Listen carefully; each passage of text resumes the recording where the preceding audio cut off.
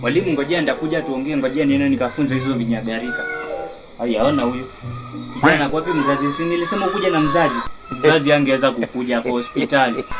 So anangojea niitane ndo anangojeka. Kumaanini venye alipata tu accident kidogo lakini atakuwa sawa soon. Pole, alifanyikiwa nini? Okay, si unajua mzee wangu anaendesha pikipiki. Of course, kwani kuna kazi nyingine anaweza fanya? Basi alipigwa shock na pikipiki. Alipigwa shock na pikipiki. Alikuwa anaendesha kwa mvua na si unajua pikipiki yake ni ile ya stima. Ngoja, anaendesha pikipiki ya stima kwa mvua. Si kupenda kwake, mvua ndio ilimpata akiwa kwa barabara akiendesha pikipiki. Kwani watu wa kununua kidini walianza kununua hadi akili. Ngoja, kwani hakufanya physics high school? Hakuenda shule. No wonder, kwani alikuwa amekatilia betri. Daktari amesema ni waya fulani zinaitwa gata mixers zimeshikana huko nyuma na kiti ndo zilipiga shock. Kwa nani daktari ama ni fundi? Ni daktari lakini bado ako na ujuzi ya fundi. Ngoja, na sasa tutafanya nini juu mzazi mtoto wake ulipatia pombe bado anasema maini inauma?